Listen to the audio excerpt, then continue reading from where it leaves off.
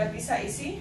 Mungkin 3 menit. University of Michigan is very proud to teach over 65 languages to its student body. Persian, Turkish, Thai, Punjabi, Bosnian and Croatian and Brazilian Portuguese and Filipino, Vietnamese. And I noticed that the Indonesian language was on the list of what are called defense critical languages, that is, languages that U.S. citizens almost never speak. So I thought, why not? There's no question it's an asset to be able to speak language.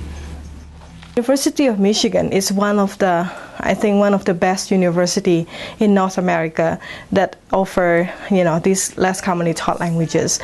For example, the Southeast Asian languages that we have here, we have Filipino or Tagalog, Indonesian, Thai, Vietnamese, and Javanese. And you won't find it anywhere else. Less commonly taught languages are only possible with funding from the federal government, and traditionally that funding has been provided by Title VI, and it's a program that is administered by the Department of Education. I'm interested in studying Indonesia because a couple of years ago I was sort of looking at lists of most populous countries and things like that, and I noticed that Indonesia was there.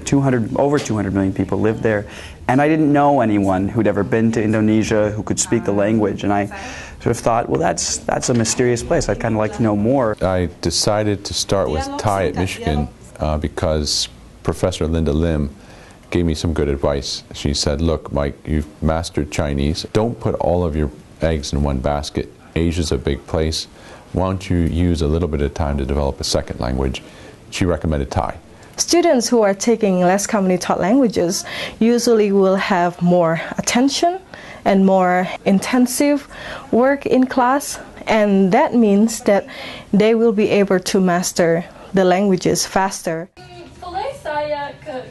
Last year, unfortunately, the federal government, Congress, cut our funding by 47%, which basically meant that the many centers at the International Institute who teach some of these languages had to find ways to make up this funding. Dean MacDonald of the College of Literature, Science and the Arts is very committed to preserving these languages. So he has put me on a special project to try to raise endowment support, because we do want to make sure that University of Michigan remains a full language institution. There's no question it's an asset to be able to speak language when it comes to business. But it's also a way of just opening up your life to all kinds of experiences that you couldn't have otherwise. And I want to emphasize that as much as languages help me in business, it's helped me even more in enjoying my life.